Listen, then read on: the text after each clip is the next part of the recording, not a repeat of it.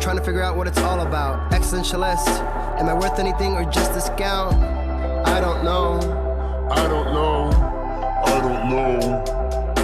Spending time all alone, sending my songs through the phone, dreaming of a better home, while focused on trying to hone this craft, witchcraft. I hope the Bluez let this last. I don't know if the earth is painted blue. I don't know. That was the great sounds of Watto with Outside on WNHH LP 103.5 FM New Haven. Myself, Prestige, with my partner in crime, Long Island Raid's Elm City Made, Easy Bluez is in the building. Easy, you are better at introductions more than me. Who do we have with on Behind the Brand today?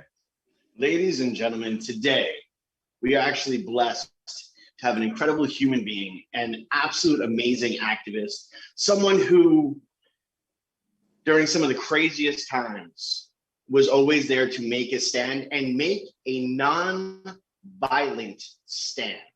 Let's be real about this. It is very easy to hold on to your principles when there's nothing aggressive coming at you. But literally in the face of aggression, this man held strong and spoke intelligently. One of the most moving things that happened last summer was watching this man teach those that were, we will say, misinformed on their own heritage. I was absolutely amazing to see. It was amazing to see he held his composure. I had the honor and privilege to march with this man during the youth march. I got to look over and I knew that me and my oldest were going to be taken care of because he was standing right there with us. It was amazing. Put your hands together. Again, not if you're driving. If you're driving and listening to us on the radio, keep your hands on 10 and 2.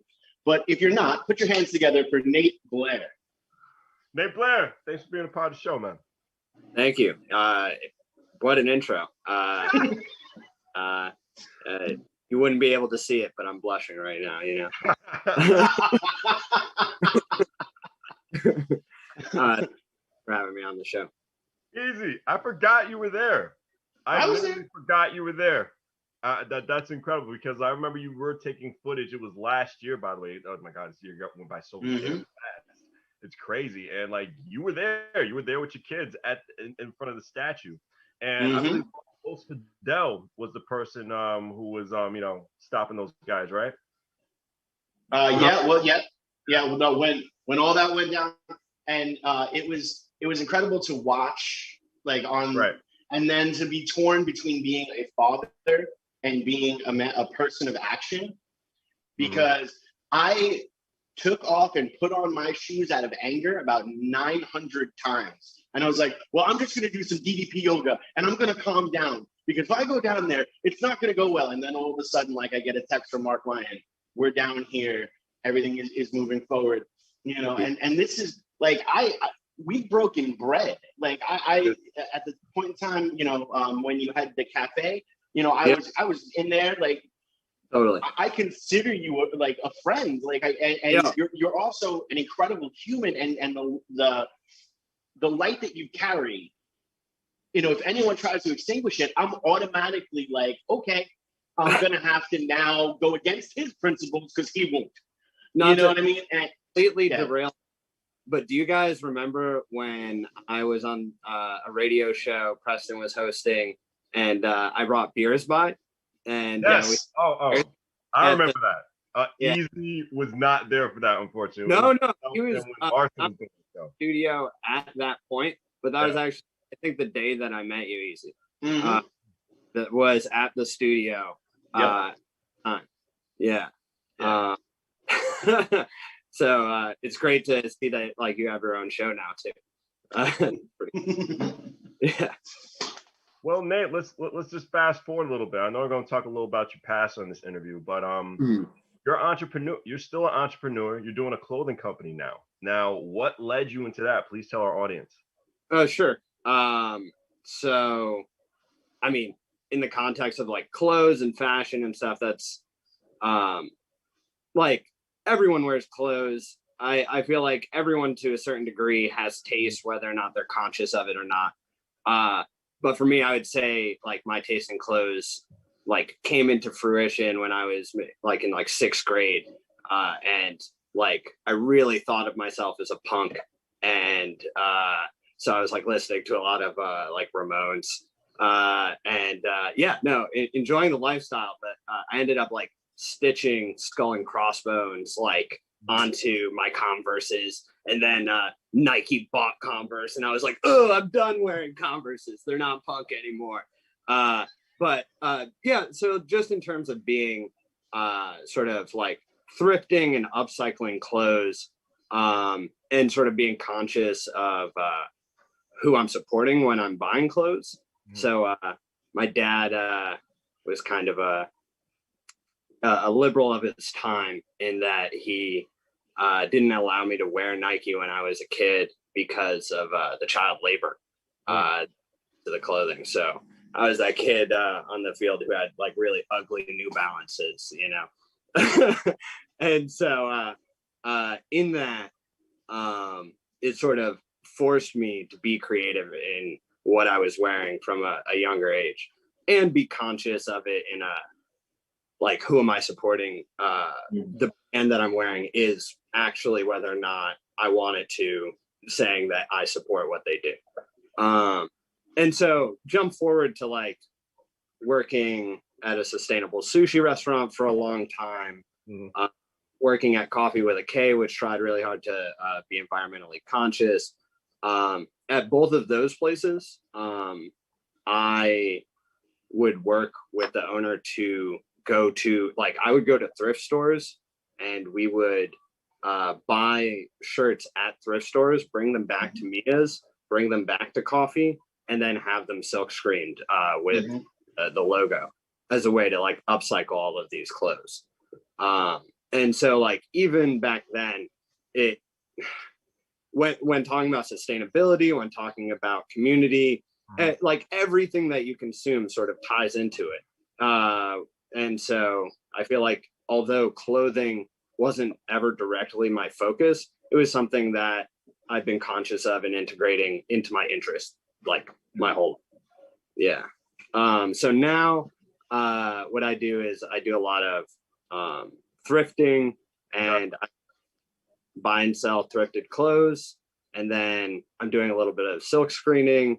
I'm sewing as well. I'm making jackets these days out of old blankets, materials at Goodwill and stuff. So that's been going pretty well.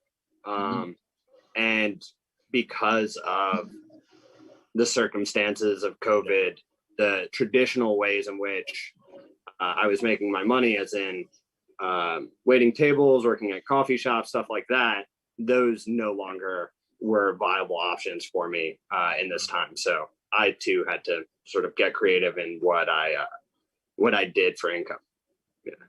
I mean, you had to adapt like everybody else. Right. Exactly. We do have the vaccine. We are somewhat back to a similar normal, easy. I see the light bulb up top of your head. Do you have something to say? Well, no, I think it's really interesting because the practice that we're talking about with coffee, just so you know, they're continuing that. Right. When the pandemic first happened, that was one of the things I tried to reach out and support at local businesses as much as we could. So I made sure that I actually have a coffee button-up shirt. That was repurposed. That's rocking in my closet. I wore it to when we did the mass lip sync battle at the Cellar. So it's, and I love it. It says drink local, which is great at a local bar too. Yeah, it's the shirt everyone wants to see.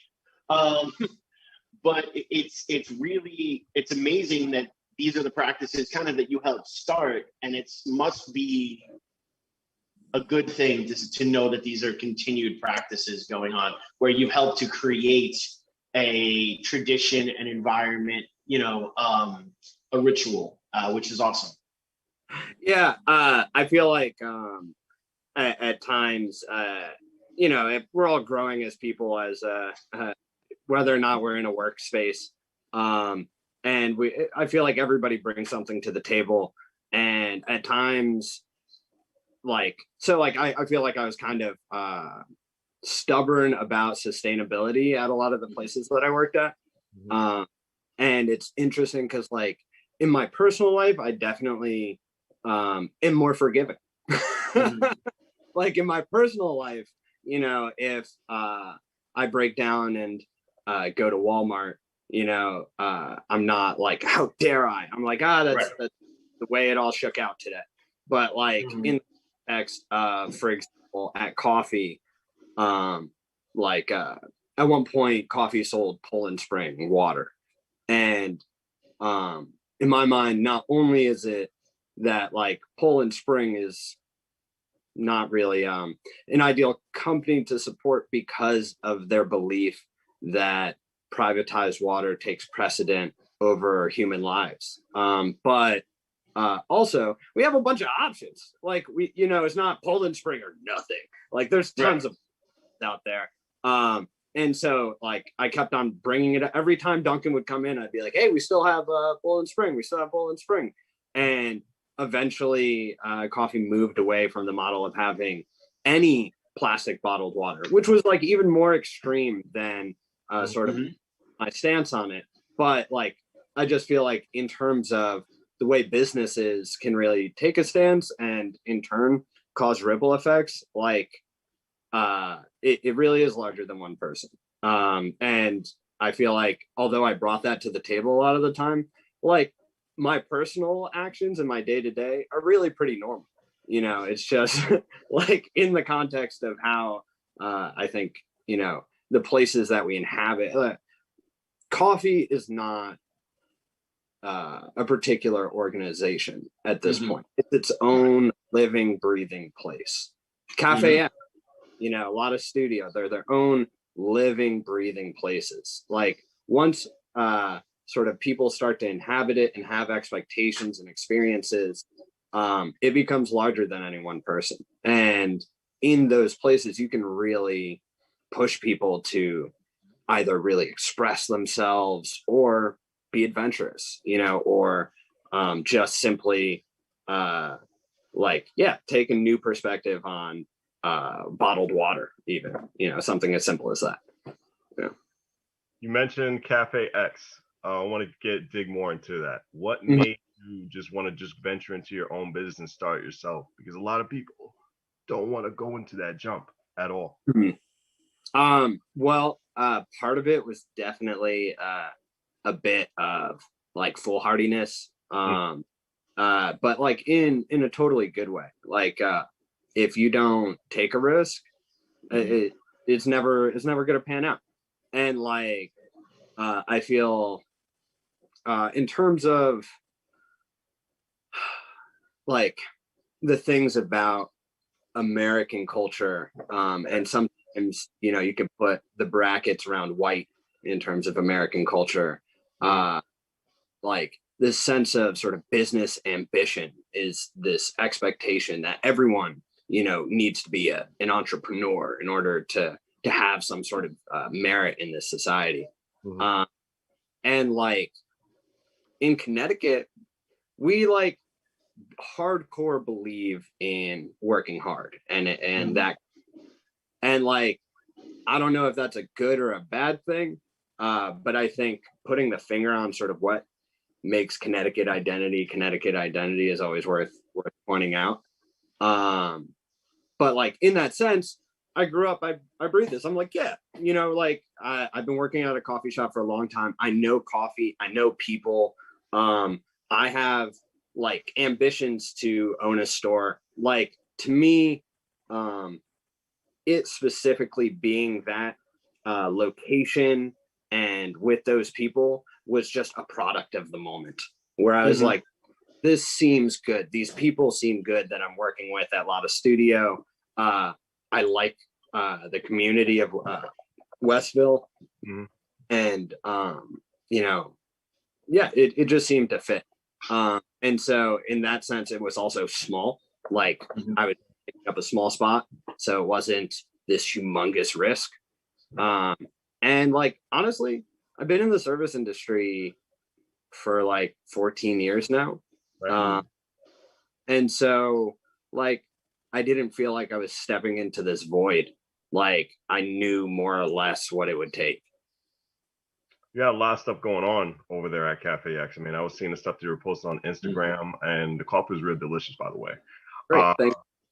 There were a lot of great events you had there. I know you had some singers over there, some poets over there at some time. Unfortunately, I didn't get a chance to see these events, but it really felt like you wanted to bring a lot of the community together in New Haven. Right. The mission.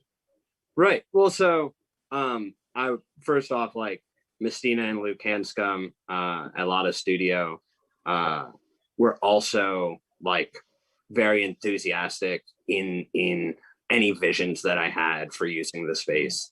As far as like it's just so weird even to think back to the time before COVID, because like I'm almost like creaking open this door of the way in which people used to interact and what the expectations of where that all was going to build before had like a lot of promise.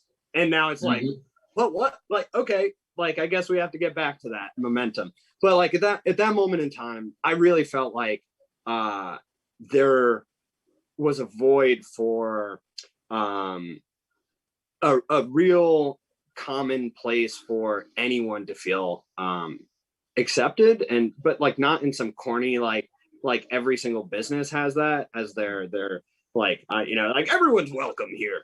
But like honestly, in the context of certain people, it's important to go out of your way to make sure that it's important to go out of your way to make a little extra space for those people, because that's not that's what's necessary to actually have a really good feeling in a place, when one feels at home and comfortable, not just the majority, but like everyone, and like in that sense, you actually have to ask more of people. In terms of when they enter the space, there are expectations that are greater than simply you buy something and like act however the hell you want, or heck you want. But it's more of like tolerance actually costs something. It's not it's not just easy flowing, and like that cost, like you get stuff out of it. You get a lot of stuff out of tolerance. It's like in the grand scheme of things, it's cheap, but it still costs something. There's still you still have to put something down, and so I tried to really like on ramp anyone onto that sort of mentality while in the space, Definitely. And we got the great right now on WNHHLP 103.5 FM New Haven, myself, Prestige, and my partner in crime, Long Island Rays, Elm City made, Easy Bluez is in the building. We got Nate Blair behind the brand. Easy. I see the light bulb above your head, man. Tell me. Well, I love exactly what you said. And to kind of break down for the listener at home, they're in corporate businesses and other businesses, what they're really telling you is your money is welcome. But what you were doing is you were stating you are welcome. And that was such an incredible experience to be in. Like I said, I've been in your cafe a couple of times. I got to enjoy it. I got to like sit and have a conversation with you while there. It's a completely different environment. And I also love how you touched on a couple of things. So I'm gonna go back a little bit. I love that you were also one of the first people to really address the illusion of the lie that was created in America of whiteness, because we are the only country that really started that nonsense. And you constantly brought forward that education, and I love that and I want you to continue that. And anything I can do, I got you. So I love how you touched on that as well. And I also love how you touched on the American illusion that everyone has to be in business for themselves. Like, I'm a huge fan of indie everything. I think, corporations are gross. I think everything should be run independently. I really do. But not everyone should be an entrepreneur, even though they can be one. And I think that's a big thing that not a lot of people really understand. You know, you can still control your narrative while being a worker bee. Oh, you can be great in the sense of grand and have huge impact, create huge waves without being an entrepreneur, without having the title of I own something. like I just at our sort of connection of it to ownership, and like, because there's this weird, and that's where to me the brackets around the white are important, because if America was a place in which historically everyone did have equal opportunity, we would be having very different conversations just overall, even in terms of like, because when a lot of people like to make this connection between business and being an entrepreneur and freedom and being able to grab your own destiny. The reality of that in this country has almost never been true for everybody. And so like in the idea of selling this dream to everybody across the whole world, the truth is that dream is denied to people like me historically. And so to buy into that dream at all as someone like me is cognitive dissonance to a certain degree, you know, where it's like, this is actually something that historically isn't in fact afforded. And so like, you know, the jury's still out to me whether or not capitalism can succeed without exploiting people, without denying certain people, without keeping another class, that, you know. And so but like I still want to believe it, like, and that's where it's like I buy into that Connecticut mentality of like grinding, but at the same time I'm pulled in the other direction where like ownership to me I don't believe is necessary in order to be great, you know. Love it. Will there ever be a Cafe X reboot in the foreseeable? So I want to make a space always. Will it be Cafe X? You know, like the reason why Cafe X was even called Cafe X was the X like represented a variable. You know, the X was literally what you make it to be. And so in that sense, Cafe X was like a prototype of a space. You know, I'd like to believe that maybe the next space I have maybe takes the form of a restaurant, like or a tea shop, you know, or a club. And so no matter what, I feel like the compass of that is community. The compass of that is having an expectation that this is a welcome space for everyone. Because like I grew up in New Haven. I'm a high school dropout. I worked in New Haven since I was 17. And so like in that sense, like feeling disenfranchised is something I've definitely felt in New Haven. Definitely.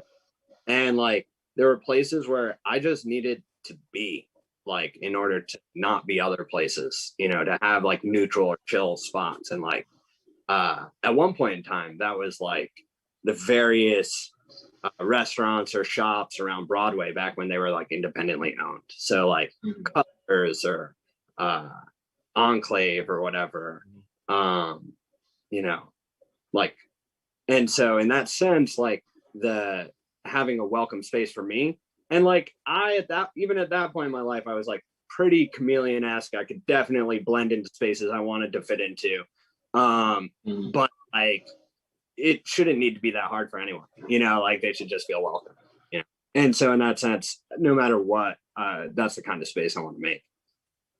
Was that the same mentality when you were working at Maya's Sushi? And yeah, and Mia's, it was like I'm sorry.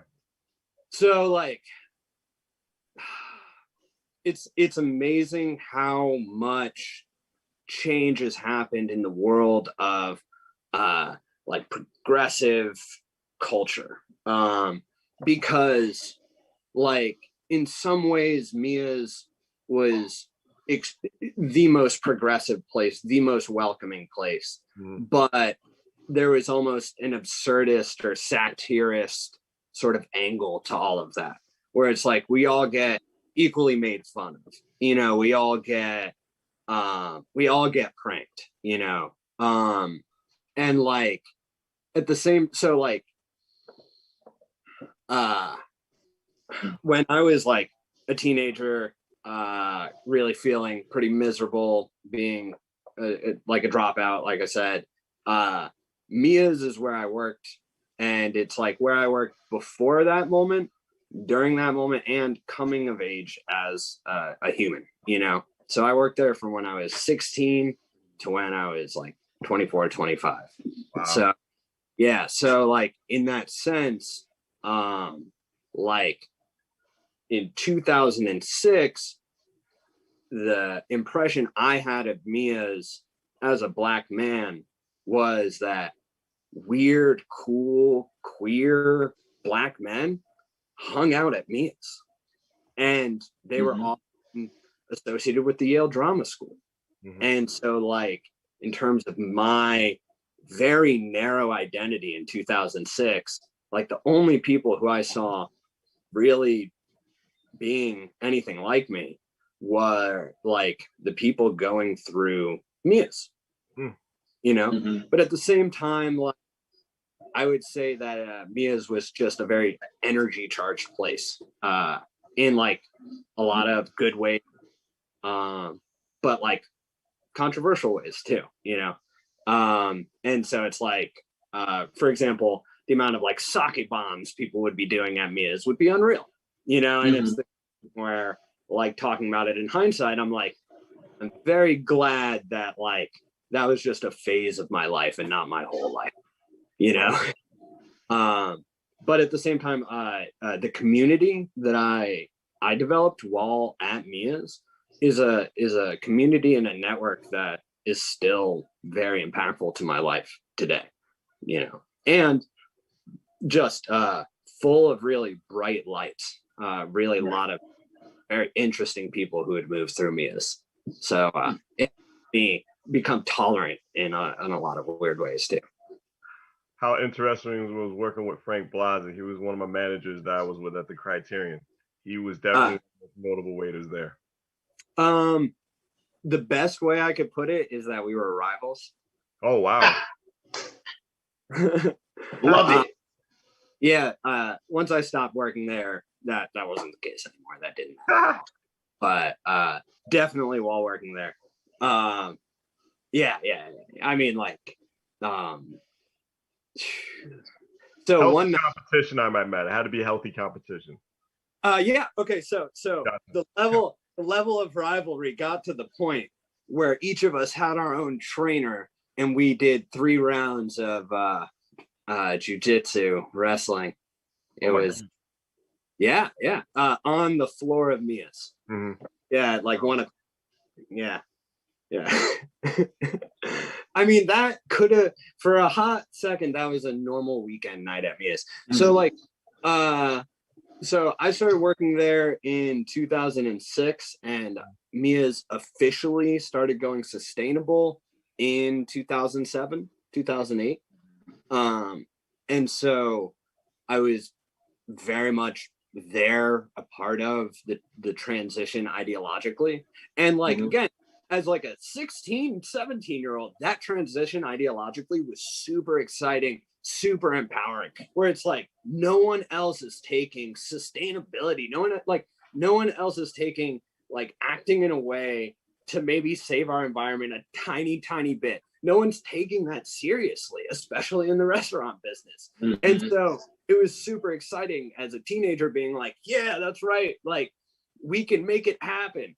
And so I feel like in that respect, I was one of the strongest believers, you know, where like, if you were like 24, this is like your 10th, like waiting table job in New Haven, and you're through Mia's and you're like, yeah, sustainability, just whatever, you know, like just here's your food, versus like a 6-year-old being like, this is the way to save the future. Like, right. You know, So I feel like I definitely bought into it, but it also helped sell the situation that I cared so much about it. Right. And so when Frank came in, Frank is a few years older than me and came in like a couple of years after I'd been working there. So I would like sort of had a chip on my shoulder being like, I have experience here, you know, and just like, who's this kid? Yeah. Well, it's great to know. It's always good to have that healthy competition, especially in the workforce. It makes you better. But speaking of stuff that makes you better, you did reach out to me recently before the interview. You said there's some stuff about you that I may not know. What is that interesting stuff that I may not know about you? Let's tell our audience that. I mean, like, I don't know where you like. I feel like you need to start peeling somewhere and it'll all come apart. Like for the peels of this onion, I need to know about. Yeah, like I went hitchhiking to New Orleans when I was 4. That was a fantastic experience. That definitely like. You weren't scared? Hitchhiking? A little. No, I had some insurance, and the insurance. Okay. I brought a Yale undergrad with me. Okay, gotcha. Yeah, there you go. I thought it was solo. All right. And so, in traveling with this Yale undergrad, I felt we weren't going to disappear. Like we make headlines if this undergrad disappeared. Well, it's the same reason why you go camping with someone a little bit slower than you in a bear-infested thing. I don't have to outrun the bear, just the other person. So and that, you know, that ties into a story. I was hiking in Northampton, or sorry, not Northampton, Barkhamsted, Connecticut, which is in the quiet corner. We were hiking. Me and a friend were hiking the Tunxus Tribe Trail, and I don't know. I like discovered, you know, in the same way like Christopher Columbus discovered. I like discovered the woods. You know, oh my God, have any of you been to the woods? Have any of you seen these awesome trails that have been around for hundreds of years? You know, and so one winter I was just hiking all winter with a couple friends of mine, and we kept on trying to get to this one trail, which is the Tunxus Tribe Elder Trail that brings you to like this cave, which is just a cave. It's like a natural geological formation of jutting rocks like this, and in the middle is technically a cave.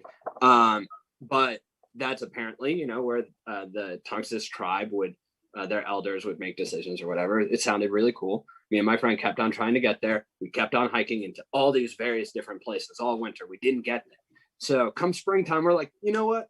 We got this. We can actually hike in the direction we want to now. We've learned how to hike a bit better. And so we get to the cave, and it was awesome, but it was a short hike. So I was like, yo, Jesse, let's double back. All right, we'll double back to where the car is, and then we'll take another trail. And so I start jogging, and then Jesse jogs in front of me. Then I jog in front of Jesse. All right, and then we come around this corner, and what I think in my mind is that is the biggest. That's not a dog. And we ran on the corner, and I see this, like, I don't know, Roddy, but it's got some bend in its elbows. You know, it's got like full front arms. And I was like, oh, and it looked at us and it snarled. And I slapped my friend Jesse on the shoulder. And again, before anyone tells me anything in the comments of what you're supposed to do, I'm here. I did what I was supposed to do. All right. I slap my friend Jesse on the shoulder and I go, run. And we turn, we run. And the Jesse I've known, by the way, since I was 5 years old. We've been since I was like 14. The first thing I thought was, you don't need to outrun this bear. Yeah, word. That's what it comes down to. That's, you know, it's horrible. Jesse's great. We went, we bought bear mace after this, you know, to make sure that this never in the woods again. But yeah, no, that joke butted up as a real thought in my mind. Mhm. I've just put that out there. No, I actually I went up to Massachusetts around the Springfield area, did some camping and in cabins because like I need walls. And they're like, oh, there's a family of bears going through the thing, and just make sure I'm like, okay, sure. I'm with my children. I love my children. They're like, let's go for a walk. I was like, sure, no problem. And I'm running through the tunnels, but like, I mean, I'm young enough. I can have more. I'm just saying, like, it's possible. They've got shorter legs. I mean, if it happens, it happens. And yeah, I'm a horrible human being. Just one quick stiff arm, and they'll stumble. Exactly. And I look, I'm not a horrible human being. I'm just realistic. Like, and it comes down to that. And look, again, we've spoken about, you're have the whole platform of nonviolence. You actually, if I remember, are you Taoist or Buddhist? So I was raised Buddhist. I would say that in the context of being raised Buddhist, like nonviolence is definitely the sort of strategy I was raised to believe. It was not simply like good, but also effective. And that I think ties into a lot of sort of at the time of my coming up, like in the 90s, the illusion that liberalism in the West sort of was validated, all of the ways in which the West acted was validated by the collapse of the Soviet Union, and sort of also by this like wealth that came with the internet bubble, where it's like, oh my God, obviously we're doing everything right because we're just winning. And like in that sort of narrative, the context of nonviolence, being pacifist, those ideologies were very strong. And a lot of people held them as effective tools. Sort of carrying on with this belief that had traveled from the civil rights movement to the 90s, where it's like, the fall of the Berlin Wall was like, it wasn't Vietnam technically that like, brought that down. It was like soft politics, whatever. Us having a better belief system that people just wanted to be more like it. So in that context, I grew up and I believe that it's an extremely effective way to get what you want is through nonviolent action.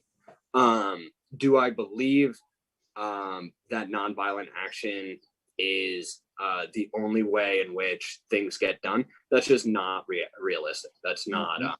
And like when I say nonviolent, it's like I'm explicitly talking about human bodies. Like if we're not talking about a human body, then I could care less. But I can care that you're on WNHH LP 103.5 FM New Haven, myself Prestige, and my partner in crime, Long Island Rays, Elm City Made, Easy Blues in the building. Nate Blair is our guest on Behind the Brand. Continue your answer, sir. My apologies. A building doing damage to a building to me is not the kind of violence that I would consider violence. I think that like in the context of what we're talking about, trying to effectively, advocate for something or effectively bring about some social changes that you want to see. I'm not like, oh yeah, go out there and loot a Walmart tomorrow just cause,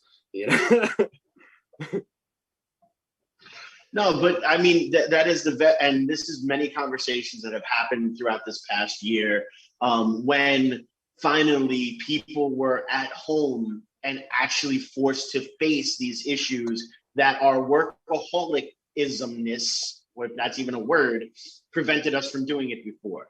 You have some of these European countries that are dealing more towards the socialistic aspect and socialism themselves. They're out there and they're protesting.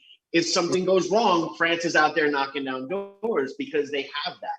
We never had that in America, due to leading towards the capitalistic aspect of it. Mhm. You can't afford to take 2 weeks off of work, a weekend off of work, go down for a march. And if you do, you've got to plan 3 months in advance, have 14 babysitters, make sure school is covered and all this kind of stuff.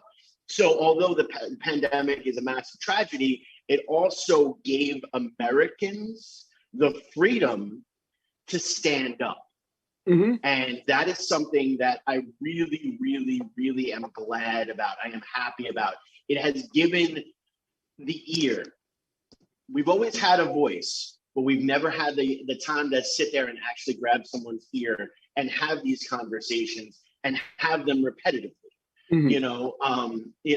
Will Smith said it the best. These tragedies, and that's what they are. Tragedies are not new. Us knowing about them due to the fact that we have these wonderful computers in our hands, and you can get up to the minute, different things, which has a downside too, because we have become more disconnected. Don't get me wrong, but we get to see these things more, and we get to, when we're forced to face them. I'm a big fan of having uncomfortable conversations. I'm a big fan of engaging in uncomfortable conversations.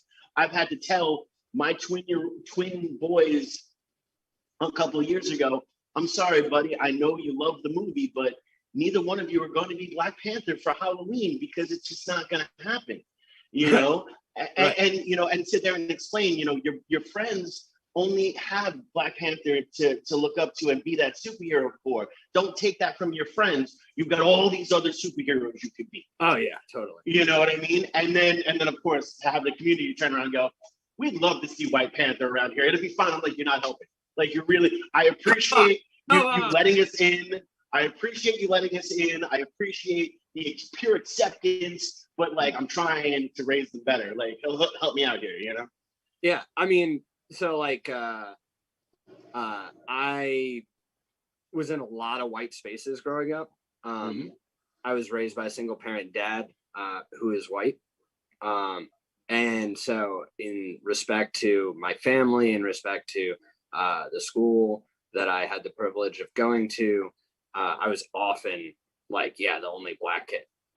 In the moment of you saying, hey, like, kids, like, you can't be Black Panther, like, that reminds me of just being a kid and like playing on the playground and legitimately playing fantasy. And they were like, you can only be Morpheus. Like, that's the only Black character there is. I was like, I want to be Neo. And they're like, no, and so in the context of that, I feel like, we've come a very long way. But at the same time, we have, we're not yet at the point where people can just wear whatever the heck they want to wear, not at the point where you can mindlessly wear a Black, and that would be a great day. But I feel like in the sense of that ball rolling, from people having time to sit and think during COVID, from people getting a moment from the rat race to actually digest what it is that's sort of underneath these currents in the United States. I feel like, the discussion about race and what is America, it is gotten so momentous that I feel like, it's got a lot of momentum, and a lot of momentum where that conversation is going to happen every single day in America now for the first year.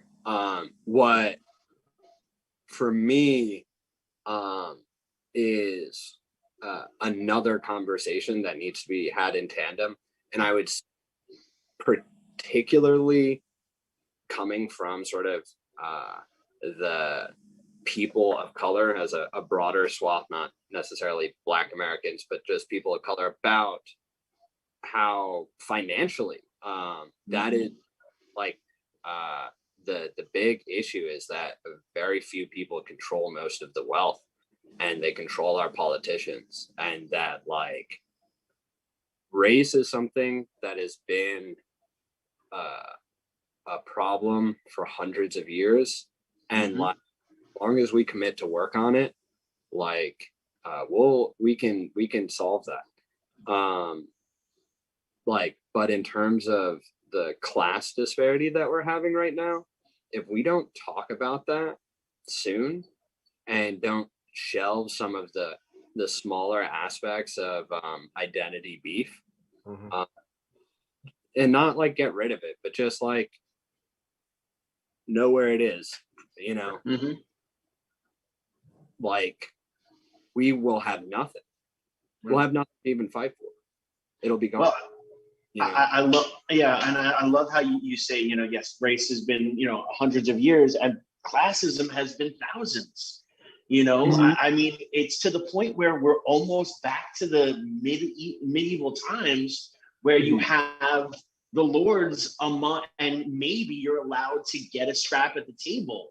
And we need to definitely work back from that. And I'm really glad you brought that up, because for a while I felt like I was the only person having these insane thoughts.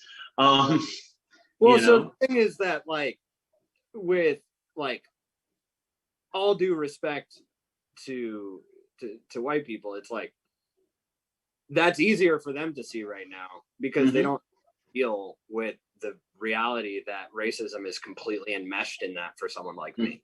Like racism and classism, like the only way to overcome like one is with the other for a black person, like and so like in that sense, I feel like a lot harder for people to realize that this system doesn't serve them, because as soon as they start to win a little bit, their life improves so much more. If you're it's like, cool, if I can live like not in the hood, man, I am so much better off. Man, this is like, yeah, this is great. Money serves me.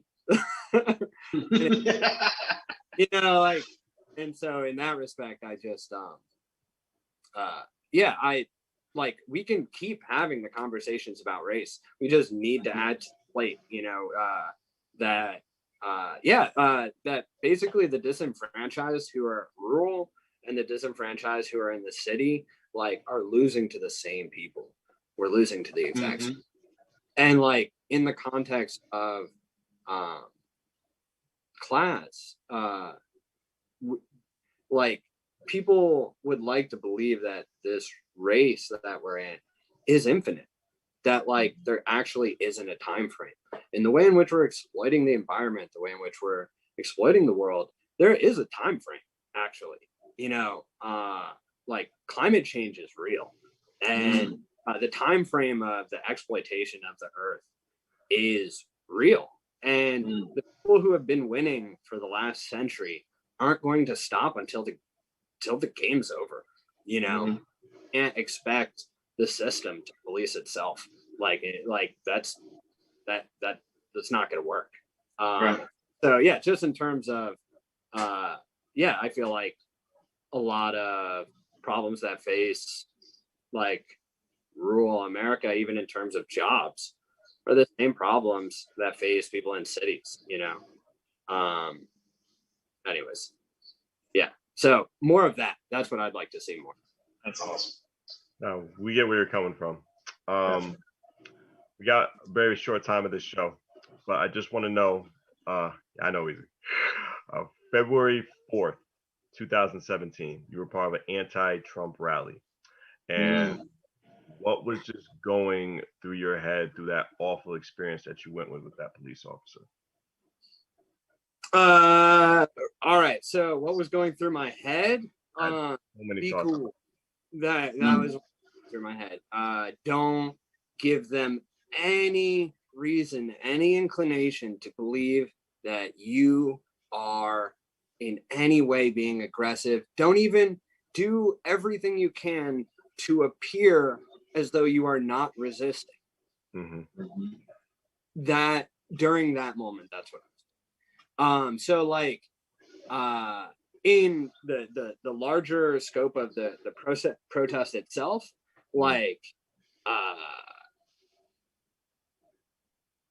the state police came and responded first. When they responded, the officer who responded is a pretty hot-headed, violent person who has had complaints lodged against him in the past. and has a dog. And this dog, Nero, was also extremely worked up. So that was the first person to respond.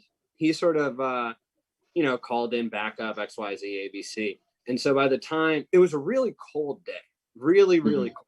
So we blocked February. We blocked the highway. And then we were like, gosh, it's cold. We were going to march to NHPD, I heard. But it was kind of too cold. And so the people sort of leading are like, all right, we're going to head back to the green. We'll get back in front of town hall and we'll say a piece and we'll be out, And so in the time that we were on the intersection, New Haven PD had been contacted by Connecticut PD, being like, yo, where are you guys? How did you not stop this from happening? Like, where were you to keep these people from hitting the highway? And so as soon as we get off the highway, NHPD is like, oh, let's contain this situation. Let's get this under control. And so they had this huge police force. They started kettling us in all sorts of various spots. And again, this thing was over. We were already on our way back. It was the steam was gone. And then they started cracking down. And so, let's see. I've been aware at protests since I was a little kid. My dad, as a white dad, had the conversation with me when I was 13, being like, cops are going to treat you different in all of these ways. You need to be yourself, but just be aware that you're going to be the target. Cops in a scenario, Nate, as a Black man in a group of maybe white people, they're going to target you. Be aware. And so in the context of this, the cops are pushing us all out of a lane because they're like, oh, traffic needs to get through. So we move out of this lane. And then a lieutenant or a sergeant grabs me by the backpack, drags me to the ground. And so as soon as he dragged me to the ground, I put my hands in my pockets, being like, I don't want to be seen putting my hands on any of these police officers. So I put my hands, I get back up immediately, a blue shirt pushes me from behind. And then another one pushes me in my chest. I'm like, okay, so they've been given the go ahead that I'm the fall guy, that they're going to try and get me to respond so they can crack down and scare everyone into the, off the street. And so they're just pushing me around, bobbing me around. And it's get me upset, but not in a way that isn't doesn't lend to the moment. And so with gusto, I'm like, yeah, no Trump, no KKK, no fascist USA. I start saying that. But Nate, I'm very sorry. I know you're going crazy with this answer right now, and I really love to hear it, but we just got to get you back on, man. Sometime you'll hear the answer later. It's ending with the broadcast. I already got the signal from the higher ups. But just before we go off, please tell everybody just where to reach you, where to contact you, something about your clothing company before we end the broadcast. Go right ahead. You can reach me at Nate Blair himself on Instagram. I sell vintage clothes, vintage shirts. Get at me. Definitely. We gotta get you back on. I imagine you have a million stories to tell us about your amazing life, and it will continue on WNHH LP 103.5 FM New Haven. Myself, Prestige, and my partner in crime, Long Island Rays, Elm City made EZ Bluez. Nate, thank you for being part of Behind the Brain. My pleasure. Thank both of you very much. Thank you. It was awesome, brother. It was really awesome. Thank you so much.